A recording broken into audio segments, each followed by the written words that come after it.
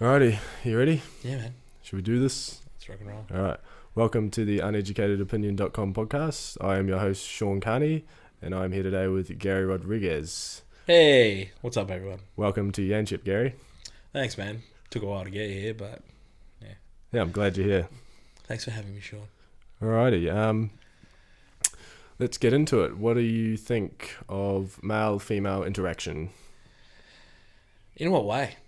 Um, Sexual, like friendly, like as in in platonic way, or a relationship, trying to fuck, that kind of way.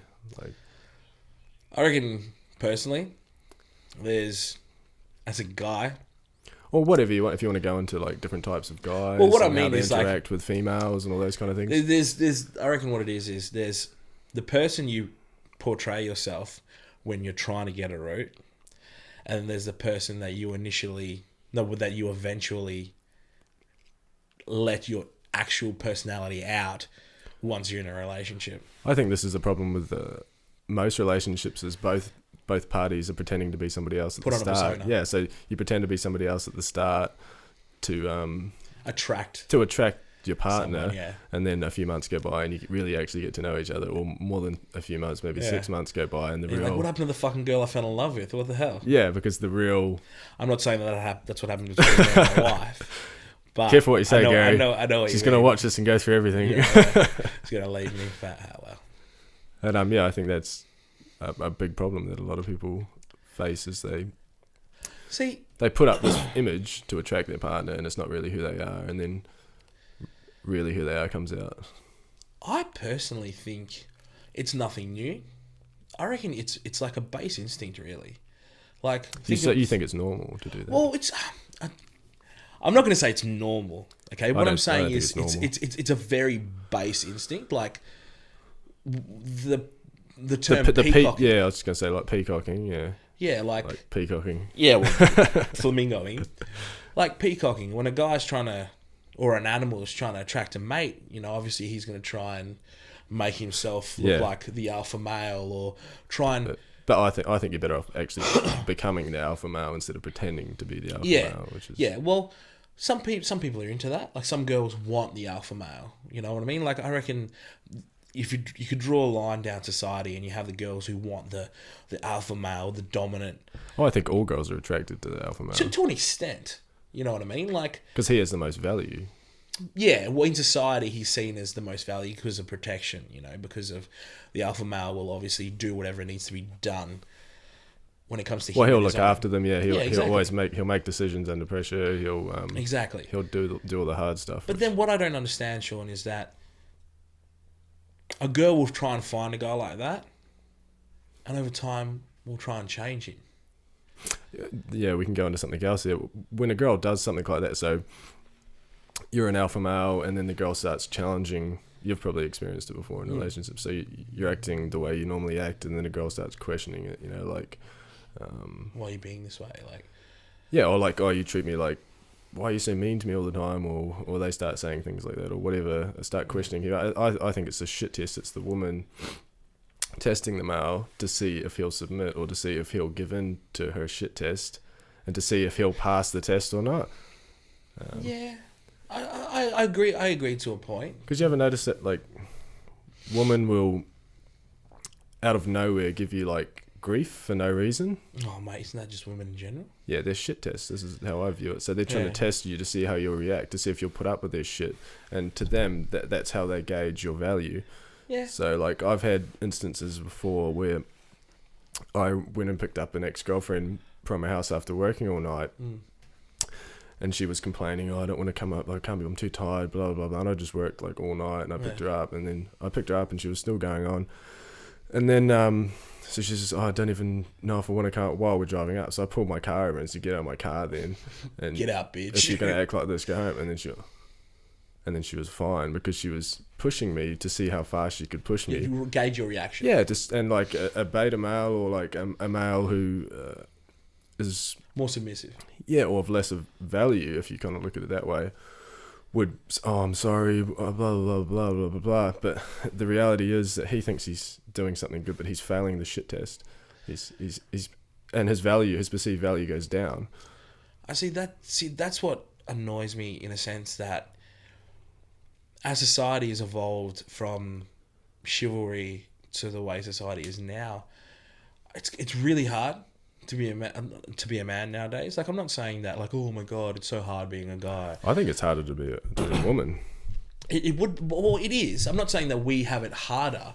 I mean that the difficult part about being a man is that society will say you need to be this way, and then some parts of society be nah, man, treat 'em mean, keep 'em keen, bro. Like being raised the way I have been raised, it's always been treat a woman right. You know what I mean? Open the door for her, do all that sort of stuff. But nowadays, that sort of politeness is looked upon as weakness. I think the problem is that we're trying to act in a certain way based on how we've been told to act, like what is right or what is wrong. Like it's right to be polite to women all the time. Yeah. And I think that's a problem in itself. It should just be you act the way you are as a person. Yeah, you should just be yourself. I think that's... Because that's the problem. You're pretending to be something, you know, like you're pretending, like if you're a nice person, like, and that's just who you are, that's just how you're going to act. You shouldn't be thinking like, okay, I need to open the door for her because that's how you treat women, and that's how I'm going to keep this woman, and that's how she's going to keep fucking me if I keep treating, because you're manipulating her in a way, because it's not your intention is just to get something from her. That's only if that's not the type of person that you are. Like, yeah, well, to be honest, most people don't even know who they are. They're just acting in a way to get something that they want, because that's how they perceive they're going to get what they want. But I like to think that I haven't been married for very long. I've only been married for a year, and I'd like to think that I am the same person now that I was when we first started dating. Like, I'm just as in love with her and just as, I wouldn't say chivalrous, but like respectful of her now. Yeah, but that's who you are. That's what you want to do. Like, you're not trying to get anything from. But I get what you mean. Well, most people guys are trying to manipulate women's feelings by pretending they're a good guy. Well, there's basically two types of guys around. The genuine people, and then there's the posers. Well, there's the arsehole and then there's the nice guy. These are like the two main categories that people get put into, I guess. And then there's the in between, like the small percentage of guys that are just whatever they feel like. And the problem with the nice guy is that he acts in a certain way because he has an expectation that if he acts in that way, he'll get something that he wants. Like, he sees growing up, okay, you treat women nice, you buy them flowers, you do all this stuff, and then the woman will like you and she'll want to be with you. And so he's acting in that way to fuck the woman, right? And then you got the asshole who's an arsehole, but he's acting in a way, his intentions are true, the arsehole. I think the nice guy is manipulative. He's pretending to be the nice guy, and then he has a sense of self-entitlement too. He's like, I act like this, you should like me, you should treat me well. I think you can swing both ways though. Yeah, but they're both, either end is not good. They play off each other. Like, you might have a nice guy who is sick and tired of being the nice guy because being polite and being forthcoming with whatever your feelings, your respect, all that sort of stuff. It was the whole poor me attitude. It's like, I'm acting in this way, so why isn't everybody treating me the way I want to? It shouldn't be like that. You should just act that way because that's who you are. Yeah, because you want to do it, not because you want something. And there are a lot of people who This is why women like, oh, he's such a creep, he's such a... It's because they can... Women are... feel the non-genuine. Yeah, women are so much better at like feeling somebody, like feeling true intentions or feeling what they're really up. So these guys like have these tantrums and they're like, what the fuck? I'm so nice to women, but nobody fucking likes me. Nobody wants to... It's like, no, you're not. You're trying to manipulate them into fucking you. Using your polite game. Yeah, you're playing games. And this is what pisses me off so much about them. They're pretending to be something. At least with the arsehole, he's just fucking honest. He's an arsehole whether he's getting sex or he's and his intentions are... You can see his intentions. You can see what he wants. 9 times the nice guy's trying to trick the woman into doing it. But like I said, there is a difference between playing the nice guy and actually genuinely being the nice guy. And there's also a weird thing in society now also when you are a genuine nice person and you're polite, it can come across as not sleazy but flirty. Definitely, yeah. Definitely. I've been not, I wouldn't say threatened. I've been accused of being a very bad flirt. In the past. You know why that is? Because you have all these nice guys. Like, this woman is surrounded by all these nice guys doing expecting what things. you're doing, but you're just being nice, and you don't So I have wanna be the nice. you don't have the bad intentions, and they think you're doing the same thing. So you're nice to a person, like, oh, you're such a flirt. I'm like, no, it's called respect, mate. You know what I mean? I'm being polite. You know, I'm being nice to her. I have no fucking intentions of her sucking me off or fucking me in an alleyway somewhere. She's a woman. Yeah, but they're bombarded. She's a friend. They're bombarded with that all the time. And she's a friend, and I'm just being polite. Just because I'm polite to her doesn't mean I want her to blow me. You're just who you are. It should be what most. And then there's also the being respectful and polite to people in general is looked upon as a weakness. Like, especially doing door work. You've seen that. Like, yeah, definitely. You try and be polite to someone. You know, you're having a good day. You think to yourself, you know what? This guy needs to be removed. You remove him. He arcs up a little bit. And you think to yourself, well, listen, you know, let me be polite. Tell him how it is. And you're like, listen, mate, you know, hypothetically, you're too drunk, buddy. Can't let you in. You know, shit happens. What can you do, bro? You know what I mean? There's nothing I can do about it. But hey, come back another time. And your politeness is met like a weakness, and they start peacocking and start trying to push you around. This is where like you can use aggression to diffuse situations. Yeah.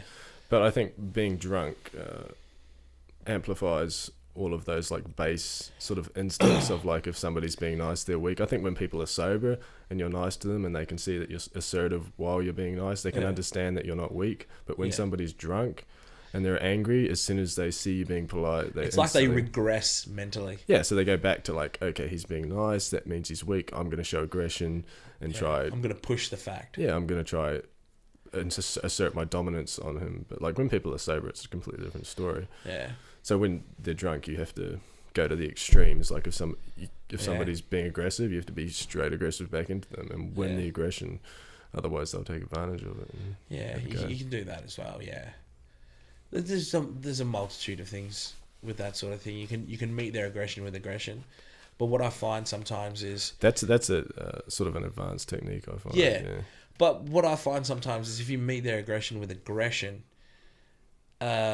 because it depends how far mentally it's gone, they've regressed to the mental capabilities of a 6-year-old. They're like, all right, he's being aggressive. I'm allowed to be even more aggressive. You know what I mean?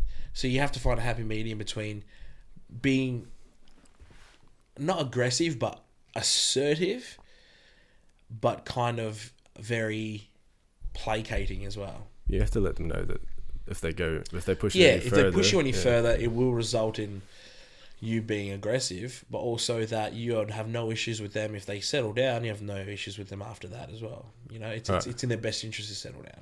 Okay, we'll move on from door work. I don't want to talk about door work too much because we'll bore people. Yeah. Consciousness. Let's talk about consciousness.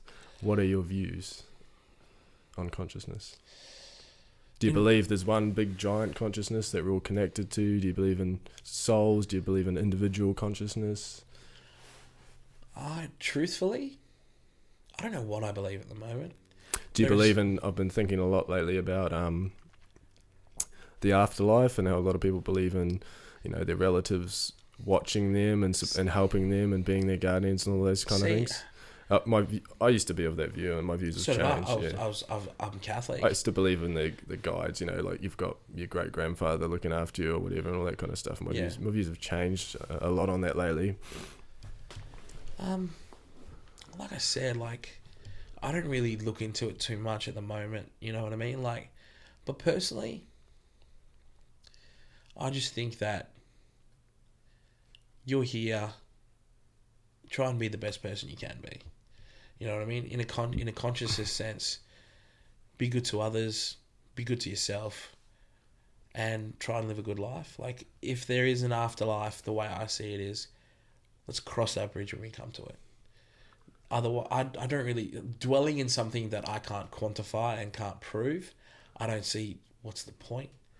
You know what I mean? People always talk about, you know, aren't you worried about what you do now being judged, you know, being used against you to judge you, and heaven and hell? And I'm like, well, hey, there's a little bit of devil in everyone. There's a little bit of angel in everyone. Not everyone is a... Catholic, are you? Yeah. Catholic. So you believe in that? You believe in heaven and hell after you pass on? I like. See, that's the thing. I was raised Catholic. You know, I'd like to think fundamentally. I still lean towards the Catholicism side, not towards the priest and the kiddie fiddling part of it. But let's just not talk about that. I look at religion as a metaphor. Exactly. Yeah. It's kind of like a guideline for life. It's a law structure back in the days when they weren't written laws. I think religion gives people a black and white answer. Yeah. But in reality, I think the answer is just like so grey and so complicated. Yeah, once you get to this day and age, there's too many grey areas. Well, I think it's the easy answer. And I think, because a lot of people, atheists, I guess you could call them, or non-religious people, atheists basically. Yeah. The category you put most people in now, they're atheists, they were religious, and then they move into atheism, and they're like, there's definitely no God. But then I find a lot of them move into like spirituality. Yeah. A lot of atheists are big on spirituality. Yeah. But then they're not truly atheists though, are they? Yeah, I don't know. Because atheists don't believe in anything. 9 times out of 10, atheism fundamentally is the belief in nothing.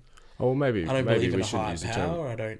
Maybe we shouldn't use the term atheist, but a lot of people move on from religion and into spirituality, and then they move into, instead of there being a God or a devil and a heaven and a hell, they move on to, okay, there's all these spirit guides, and they're going to help me, and they're going to be waiting for me when I die, and all these things, and it's what they don't realize, it's the same thing. They're just replacing religion, replacing God or Allah or Buddha with another word. Because you take away religion, it's like, okay, now there are no answers, and they need to find another black and white answer, and spirituality is another black and white answer. So, okay, there's all my dead family members are over watching me, they give me strength. That's the same as, Jesus gives me strength, God gives me strength. I know a lot of people that don't have a religion, but they believe in spirituality, but that is their religion. That is their religion.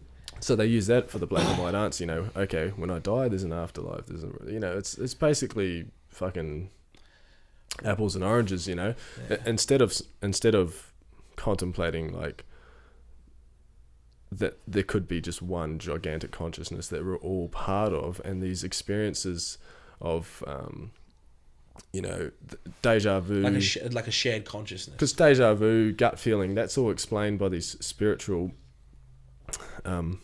as you relive beliefs. The same situation. Yeah, it's like, okay, but that could be like just a collective consciousnness throughout the entire planet that we all share. A shared consciousness, Yeah, but this is too complicated and it's too grey. It's not black and white. I think people just move from one thing to the other. They just want black and white answers. No one can hear the hard answers then. I think a lot of it is mainly because people don't like nothingness. In a sense, I'll explain. People don't like to think, okay, I'm here for however long I'm here for, and as soon as I'm done, that's it. There's nothing after that. That's when people like to think, well, hold on, there is no nothingness. You'll go here, you'll go there. Whereas... Because humans need a point. They need a point to everything. So. They need comfort. Well, if we all die and then nothing, what's the point of living? Now, that's the point of living. We're conscious right now. That's what I mean. Like, do what you want to do now. Yeah, like we should just don't worry about what I do now being judged in the future. Yeah, like millions and millions of years have passed, and like what happened before we were conscious, before we were born? Like there's definitely a good argument in that we'll be conscious again because obviously the recycling of souls aspect to it. Yeah, there's a good argument there because how did we get her in the first place? You know? So that could be reoccurring. And the whole I'm going to bastardize this. I'm not sure what physicist said this. I think it was Albert Einstein. Matter can't be created or destroyed. So what happens to our consciousness when we die gets turned into something else. And whether it's another consciousness or whether we become a part of. That's assuming that consciousness is matter. So. No, but you know what I mean. Like that's the way people think of things. Like we live now in this body. When this body, it is a vessel for our consciousness or our soul. Once this is gone, something else will happen to it. I would argue that there's the Buddhist sort of philosophy is there's one. Basically, there's only one consciousness that exists. We're all one thing. I would argue that parts of that consciousness. Like me experiencing my consciousness right now is just part of the one consciousness being, so projected through me right now. So I'm only like a small part, and the reality is, if me and you both die, we'll join that one consciousness again. So it's like the everything is one thing kind of argument. It makes sense. Well, we're like cells in one. So this isn't reality right now. We've been taken out of the one whole consciousness. We're cells in a greater being or a greater plan, sort of thing. Yeah, we're just pockets of consciousness that have been created from the one whole consciousness that exists throughout the entire universe. There's an argument I would make. Instead of, I don't believe in the reincarnation. I used to believe in all this. Souls, we have individual souls, and we're reincarnated as an individual soul in another lifetime as another person. Animal or plant or person. Yeah, well, if you look at the world population, there's 8 billion people on the planet at the moment. It's doubled in the last 50 years, I think. So that means that half the people on the planet right now would be new souls. Yeah. And you'd only have a 50% chance of being a soul that had experienced a life previous. So I think the one consciousness, and then we're all pockets of that consciousness. So it gets a bit heavy because it's like we're one consciousness experiencing each other through separate consciousness, but we're all one. Yeah. We're all one consciousness experiencing the same consciousness through pockets of human beings. I can't remember where I heard this. I think it was a podcast, one of the other podcasts that I listened to. But they were saying that, how do we know that this right now isn't the afterlife? We don't. We don't know that this could be a dream right now. I've heard The Matrix. It really. We could die and come out into a world run by fucking. It's really irrelevant because if we believe it's real and we're experiencing it, then it's real. So the way I think it is it's gonna come across as harsh. Fuck what happens after you die. You know what I mean? Just be happy with what you do now. Try and be a good person now. Yeah. You know what I mean? Okay, I understand. If believing in God gives you strength, believing in your ancestors or your heritage supporting you gives you strength, cool, work with that. But not everyone has to have an opinion on that sort of thing. If you're happy to say, I'm going to live in the now, you know what I mean? I'm going to strive for my career, or I'm going to strive to be a good father, a good husband, a good provider, do it. The way I look at it is, let's cross that bridge when we come. I want to cross that bridge when I come to it. I look at life. I want to live as a good person now. I don't want to start thinking. I don't want to, like we spoke about, pretending to be a nice guy. Yeah. I think there are a lot of Christian or religious people who are just pretending to be nice people. Yeah, because they want something. Because they want to get into heaven. Exactly. Yeah. So, fuck that noise, man. I think be a good person because do you like it when someone's a good person to you? You do. Yeah, well, create your own identity. That's the way I look at life as just a big blank canvas. And the whole belief, I used to be very strong in my beliefs, and I still am, but something's only right if you think it's right. Something's only wrong if you think it's wrong. I don't believe in karma as a whole, as a concept. I don't think it makes sense because everything's subjective for the individual. So for karma to work, there has to be one set of rules for karma to work, but there's so many different opinions on what is right and wrong. No, but for karma to work, no one would get anywhere. Meaning, in a sense that everyone has at least slighted or wronged one person in their life. Whether it was accidentally, whether it was on purpose. For karma to work, everyone would be fucked. Well, you have to almost believe in a higher ruling, like a higher authority for karma. You almost have to believe in God itself. Which is ironic because atheists talk about karma a lot, and who creates this rule list? Exactly. Who decide? I believe in karma within yourself.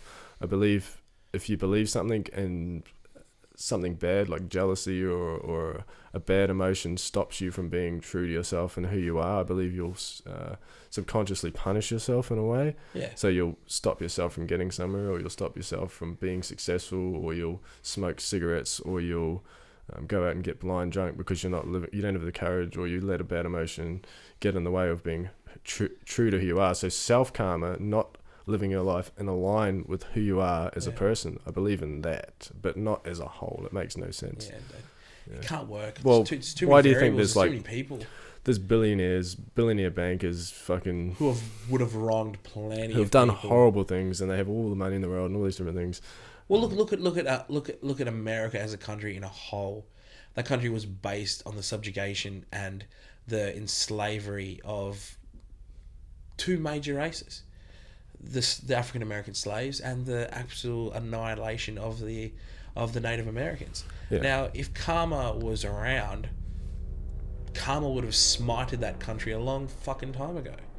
But they're still one of the biggest powers in the world. There's the irony of the atheist believing in karma, because to believe in karma you have to believe in a higher authority. Exactly. So otherwise Now, it doesn't and- make. and- Otherwise you're pushing your own. Otherwise you're basically saying, if you don't acknowledge the fact that You're pretty much using karma as another word for God. yeah, but if you don't acknowledge the fact that for karma to exist, there has to be a higher authority creating all these rules, Governing karma. then basically what you're doing is not enforcing, but pushing your own views and beliefs on everybody else. And if they don't meet them, then you're believing that they should be wronged. Yeah. So that's an arrogant sort of way of going about things. Okay, I know everything. I know what's right and wrong. And if people don't do what I believe is right and wrong, then they're going to have a They're bad going to life. suffer your wrath. Yeah, because basically, Dealt out by karma. so if you don't believe in a higher authority creating all these lists, then you believe that you are the higher authority creating all these lists, and you believe that everybody else who doesn't meet your belief system should be punished. Yeah. Which is religion. What do you think, Scott? What do you think? No. He has no opinion. He has no mic either, so He has no mic. He's just a random black guy sitting in the corner. we'll get a mic next time. You can join in. But I was going to move on to another topic from here. oh, go for it. No, it was a similar topic. Let's talk about your vitamin D overdose, Sean. Vitamin Tell me D. the story about that. I bought some vitamin D because I work night shifts, so I work at night time. And I Okay, thought, for a layman like me, what are the benefits of the body of vitamin D? well, to be honest, I'm not that educated on vitamin D, but vitamin But D what have you heard comes from the sun, Yep. and we need it to function? to function properly or whatever. It's a vitamin that we need that comes from the sun. Yeah. I work night shifts, so I thought, okay, I should take vitamin D because to supplement. I don't get out in the sun enough. And then I googled, like everybody does. I went online and I did some research on vitamin D, and I looked at. But as in the body, like, to help support bone health and calcium absorption.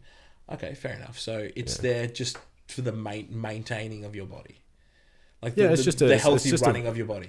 It's an essential vitamin and that we need. Mm.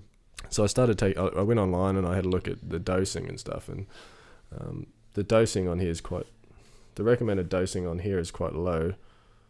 It's like 2,000 IUs a day or something. I went online and I did some research, and people were saying that the dosing is way too low. The recommended dose. What's IU mean? I've no idea, but that's what it says on there. And IU is one of those doses. Yeah, 1,000 IU on this is 25 micrograms of. So IU probably means micrograms. It'll be a different Okay. type of measurement.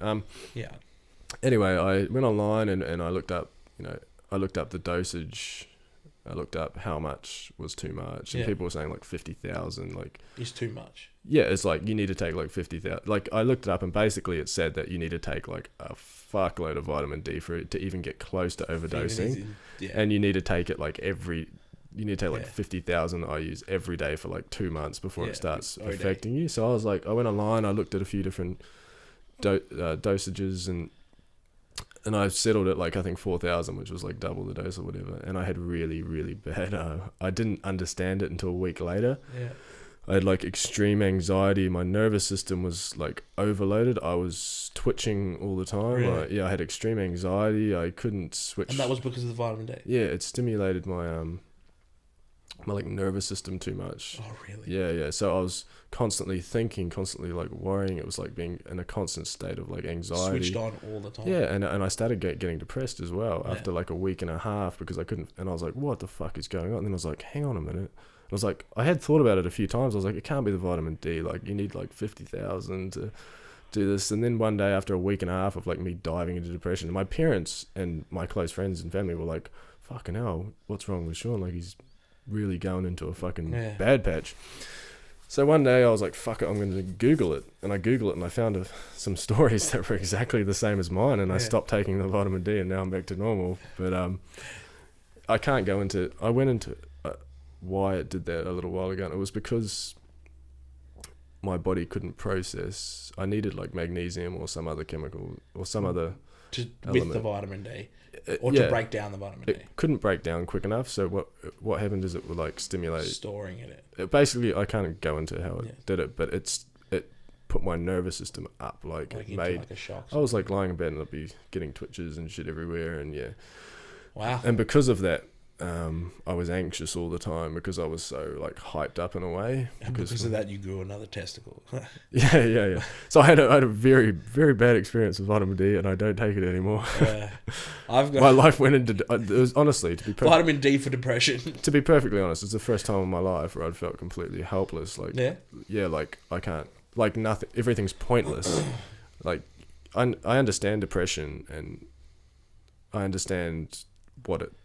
Well, I do understand what it feels like now from the vitamin D, but I'd never actually gone that far into it before. And I actually felt helplessness, like there was nothing I could do like I've never felt that in my life. I've always been like, okay, there's something I can do. I can do this. I can just power through. And for the first time... You've always been the captain of your ship. Yeah, I've always been like, okay, I feel down. All right, whatever. In a couple of weeks, I'll probably start feeling better again. I'll just start doing things. And it just got worse. I couldn't shake it. So your research said that you needed 50,000 to overdose. So these are just... Did you read it wrong? Don't quote me on all this. This is like... But okay, so obviously these are estimates. It was a long time ago that they were wrong in that. No, it was just because obviously everyone's body's different. Exactly, I was just one of those. And they were just giving a blank. Yeah, you need 30,000 to overdose. Whereas I looked up studies online and like literally like you need a fucking shitload. But your body was more susceptible. Yeah, there was genetic whatever, like something in my body, and I found probably 4 or 5 other people online that had the same story. Yeah. And because loads of people take vitamin D all the time. They don't have side effects, but I did for some reason. And it really fucked with my head taking that shit. And once I came off, man, 2 days, 3 days went by, I felt normal again. I didn't have anxiety, I didn't have depression, but it was I don't know how to explain it, but my nervous system was like overloaded, and it was like a really strange, like a constant state of anxiety. And also I had brain fog as well the whole time. Brain fog. I've heard that. What? So I had brain fog. So you just can't think. You just can't think properly, and you can't like analyze, and you just like... It's like words are on the tip of your tongue. You're like, It's just, you're not sharp. Yeah. And when you just wake up from a sleep, you're just like, what the fuck? Yeah, you're not your normal self. You're not switched on. You can't process things. You can't. So you couple like my nervous system being like on edge with like brain fog. I couldn't figure anything out, and I couldn't like... Yeah. Normally I'm anxious, like, oh, what am I anxious about? Okay, and then I... Fix it. Yeah, but because I had the brain fog, it just kept getting worse and worse and worse because I couldn't even, like, figure it out. So, don't take vitamin D. Go out in the sun. I don't take any vitamins. Glucosamine is the only vitamin. Well, I don't even know if... My sister-in-law... Is that a chemical vitamin? I take glucosamine. It's just... I take Juice Plus, actually, which is, like... they're but like you take like Juice Plus. It's called Juice Plus, and what they do is they grow all these organic vegetables. In America. Is it Blast or Plus? Juice Plus. Sorry, Mike. So they grow all these organic vegetables and fruits and berries and stuff in America, and then they pick them and then they dry them, and then they break them and then they freeze dry them and then they put it in a pill. So it's like a multivitamin, but it's actual like fruit. Yeah. Sick. Yeah, and that and glucosamine are the only 2 things I take. My sister-in-law, and Juice Plus does, like, it makes... How have you noticed it change? Like, changing the way you feel? Many changes. Firstly, for the first week, I felt sick the whole time I was on it. That's not really a benefit, though, is it? No, it was detoxing your body. It was taking all this shit out of my body, so I felt, like, nauseous every time I used to take it. For like, the first week. It took a couple of weeks for that to go away. I sleep way better. I used to wake up every hour when I sleep. Now I wake up a couple of times a night. I sleep. It's annoying actually because I usually sleep on my arm and I wake up and I can't feel my arm. Sex drive gone way up. Fuck all the time. Yeah, like my sex drive was quite low I think before I was taking Juice Plus, and it's probably like tripled, quadrupled my sex drive. My skin. Hear that, ladies? Come see Sean. He'll sort you out. And my skin is better. more energetic. And how long have you been taking this? About a month and a half coming up. Yeah, and where did you find this, online, or is it My direct ex- from the my health ex- food store? Or? My ex-girlfriend actually had been talking about it for like the last year, and she finally got me to try it, and I brought some. And but did you buy it online, or did you get it from a health food store? No, I bought it off her. Off her? She's one. Oh, she's like a supplier or something. Yeah, it's a whole system of like multi-level marketing that it runs through. Like, but it's not like a pyramid scheme, is it? No, it's not a pyramid. Oh, they're illegal, but Are they yeah, in Australia? yeah. Isn't that what that? You're basically taking money from people with the intention of not giving it back. Yeah, that's stealing. Isn't that what that? What is it? Amcal. But Juice Plus, I would highly, like, it's. I wouldn't say changed my life, but like, yeah, I'm more in it. I don't feel like shit all the time. Well, it has changed your life because you feel better. The good thing about it too is like I try to eat clean, but when I take Juice Plus, I can eat bad. Well, not. See, I don't have to eat clean anymore. Like, if I have a bad day and I'll fucking eat some shitty food, you at least know you've got the Juice Plus. I come home and I double my dose of Juice Plus. I come home and I double it up, and then the next day I don't wake up feeling like shit feeling dirty. Yeah, because of the Juice Plus. So have you ever tried going on Which we don't want to get onto like this being a fucking Juice Plus. Oh no, promo. no. But what I'm saying is we can talk about diet and stuff. Then, yeah, if you've ever gone out on a hard night on the drink, I don't taking really the Juice Plus, no, would that help you with a hangover? I don't drink anymore, so no, I haven't tried it. Any particular reason why you don't drink anymore? I don't enjoy it.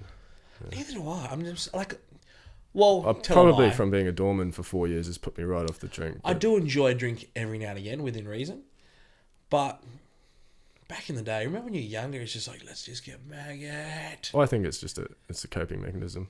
You're just paying someone to poison you.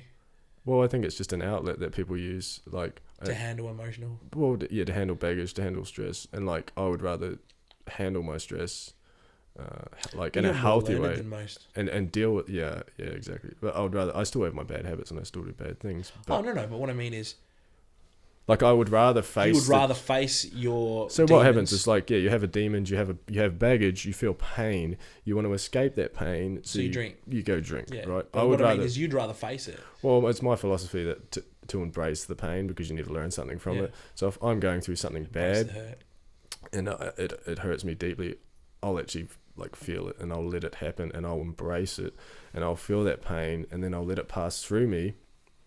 And then I'll learn whatever I need to learn. Why does that saying go? What doesn't kill you makes you stronger.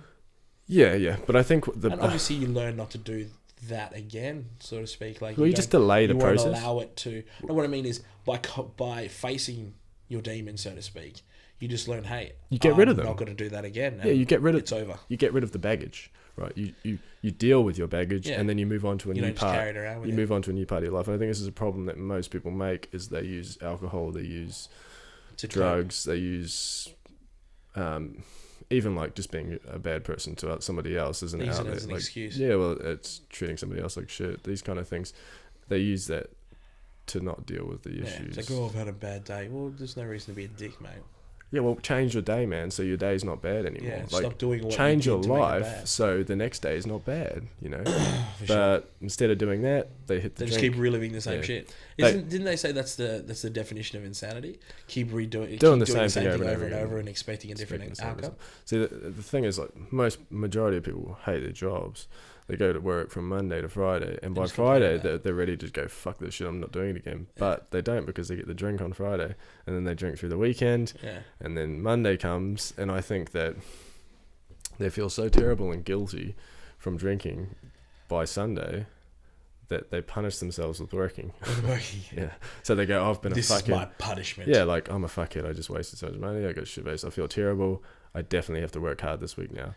And it goes over and over. It's just a really unhealthy way. I think a lot of it is to do with that sort of thing. A lot of it is just fear. Like, I have a mate who will remain nameless. I don't want to name fear names. of the unknown, you think? Or? Not so... Yes. Okay, yes, I will say that. I've got a mate of mine who... I won't say his name, but he's a chef.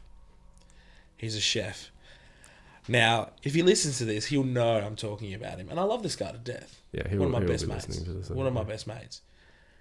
Sometimes he'll come to us and he just hates his job. Absolutely hates his job. And he talks about it all the time, about how much he hates it. Oh, this happened and that happened. I wouldn't say no. I'm not going to say that we're sick of it.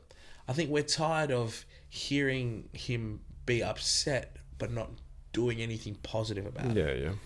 You know what I mean? And I think what it is more so is the fact that he's in his 30s. That's all he's really known for the past, say, 10, 12 years of his life. Making that sort of change in a career is very scary because... Yeah, you feel like you've wasted all the time. Yeah, you've wasted this 12 But the years. reality is you're wasting time by staying doing it. And that's what we try to tell him. But I think it's more so the fact that... Because, like, man, we're all going to die in 100 years. No one's going to remember anything that we do. So why not just fucking do crazy shit? Like, well, see... Just do what you feel like. Not everyone thinks that way, though. You know what I mean? Like, but like when I catch myself getting into these patterns and I'm like, fuck, what am I doing? Like, blah, blah. And then I just think, man, fucking 100, 200 years, no one's even going to remember who the fuck I was. I could do outrageous things. No one will remember me. So, like, I use that to bring myself back and say, just do what the fuck that's you a feel good way like. of thinking. Yeah. But I think the way he's thinking is, as life gets old, as life moves on, like, you find a partner. You find... but you'll accrue responsibilities, mortgage. Well, it becomes harder, kids. to change when that. So I think he sees in a sense that, can I afford to change this late? Well, yeah, this is a whole different. Like, if you have a mortgage and a family and a wife, you can't just drop your job. Yeah, and do exactly. I think if he was single and he was younger and he lived at home, I think he would have been out of there in a second. Yeah. But I think it's the fact that he's got a really long-term relationship. Eventually kids, got a mortgage. He's not old by any sense of the term, but it's one of those things when you take on responsibility other than yourself. He's got all those responsibilities, and it's like, well, I can't really afford to change. Like, I can't afford to live because obviously you change, start somewhere new. You got to start at the bottom, and starting at the bottom 9 times out of 10, unless you go to uni, and straight out of uni you go to a wicked job. Starting at the bottom means you're starting on less money. Yeah, well, like I'm starting a business and I'm making basically nothing from it at the moment. Yeah. And I'm packing up and moving to Thailand in a month, and I'll be there for a few months or however long it takes. But like, I'm in a very lucky position to be able to just do something like that. Like, I can fail and come back and whatever, you know. Like, I'm 20. I think he sees it as failing isn't an option, and I know there's no way to live your life because, hey, like, give it a go. But rather than trying and failing, he'd rather carry on what he's doing. It depends where your priorities lie. Be slightly unhappy. Yeah, it depends what your priorities lie. I think a mistake a lot of people make too is they're not selfish enough. I think they think about other people too much. You know, I think you should just worry about your own happiness first and foremost. Because if everybody did that, then everybody would be happy. Because if you're giving people too much, they're also relying on you for a degree of happiness, and you're not doing them a favor by doing that, because they don't learn how to do it. They're going to end up resenting you in the long run. Yeah, well, and they rely on you too. So like, if you don't give them what they want or they need you, blah blah blah blah, they don't learn how to become happy on their own or to figure out their own things. See, that's the whole codependent thing of a relationship. Yeah, relationships are a tough one. They're a complicated one. Well, when like I said, when you're single, thinking about yourself is easy. It's like, hey, fuck it. Like you just said, I'm going to Thailand. I want this business to work. I'm going to go there. Yeah, I can focus all my 3 months. Yeah, bang. I don't have to worry about. I can focus all my energy on it. Exactly. I don't have to talk to anybody. Yeah. But it does get harder as you get older. I think you make that decision. Like, I think I'll make that decision when I can see a family coming from it. Yeah. Like, I'm willing to sacrifice all of the benefits of being single if I'm going to create a family. You know what I mean? Yeah. Well, I've got another mate. It's not the same sort of situation, but because he's married, mortgage, kids,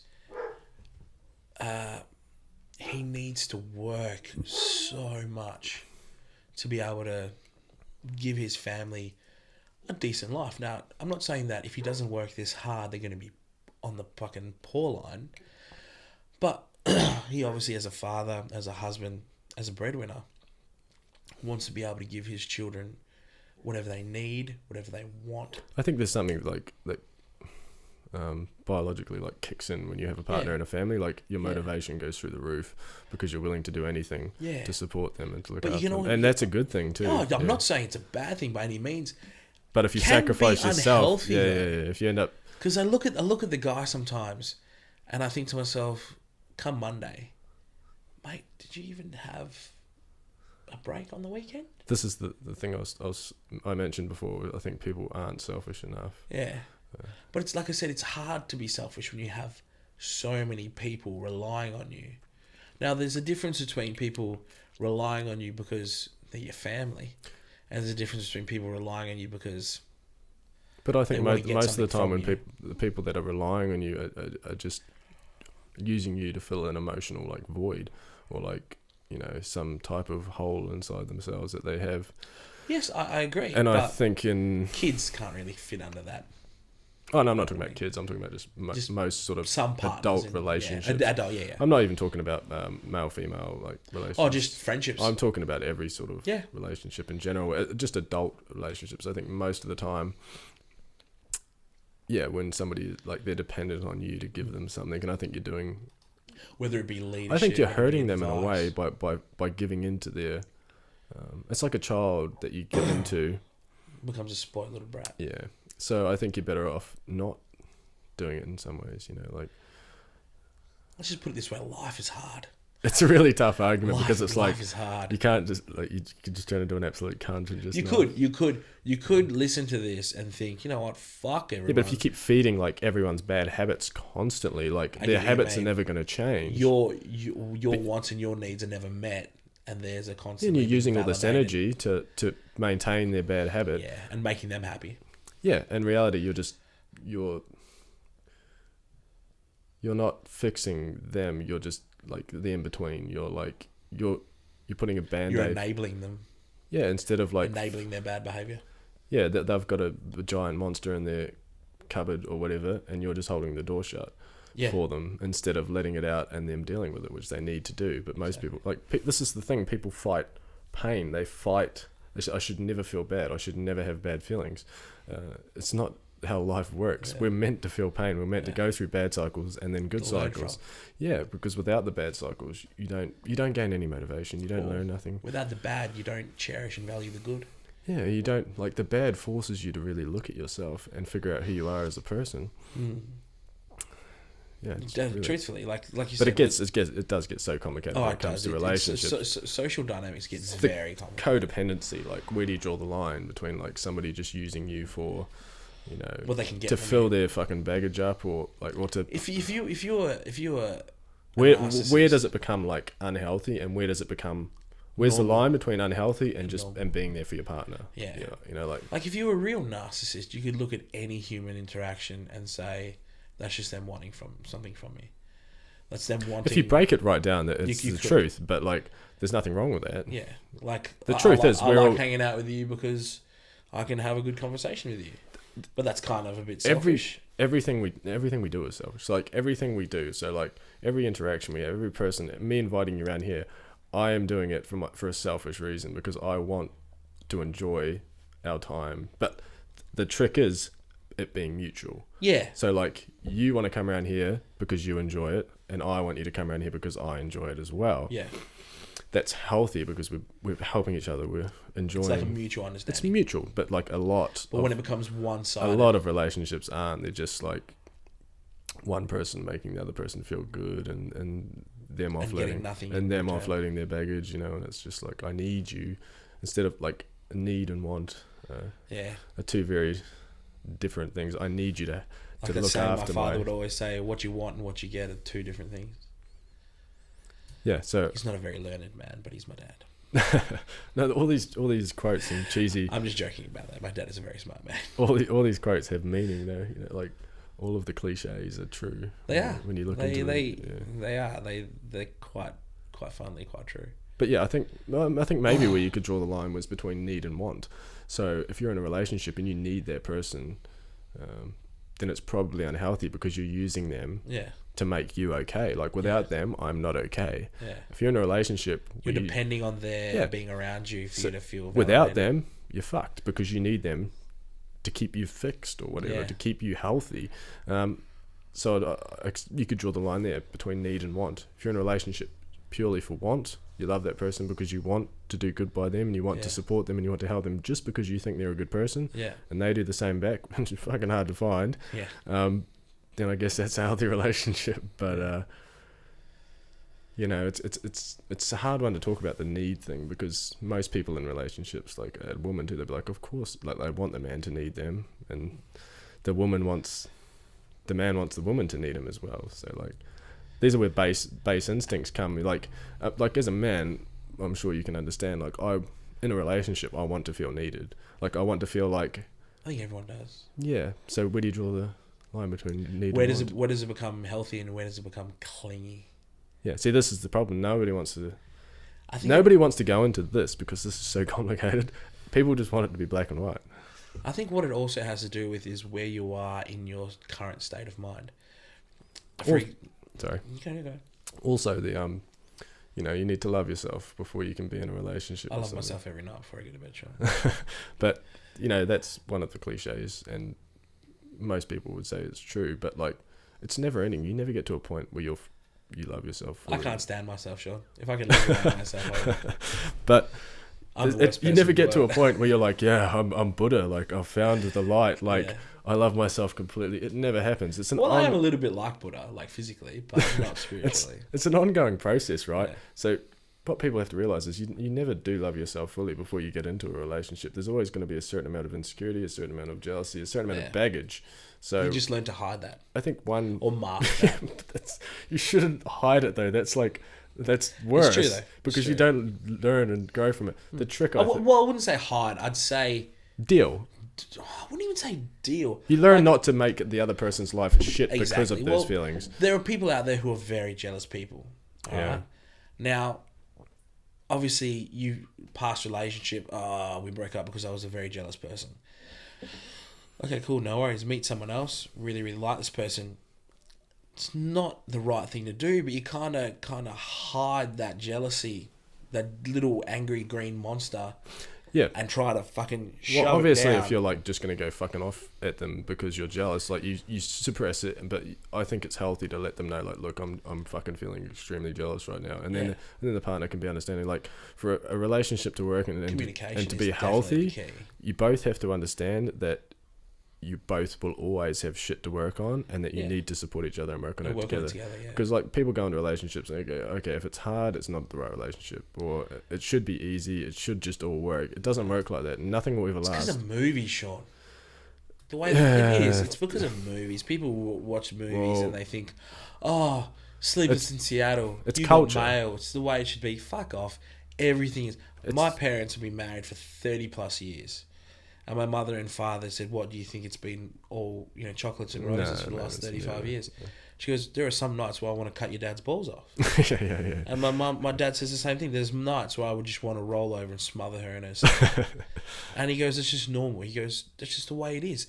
You'll never find someone who agrees 110% with everything that you want to do. Well, I think it's healthy to challenge each other too, because you learn and you question your own views and you just have to yourself. work it. And then society has become a very throwaway society to the point where, doesn't work, fuck it, throw it away, start again. Well, that only just didn't work because you weren't prepared to try and work through that.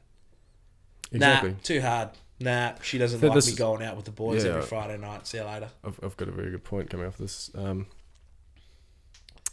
This is where I disagree with the majority of people. Don't embrace pain. They avoid it.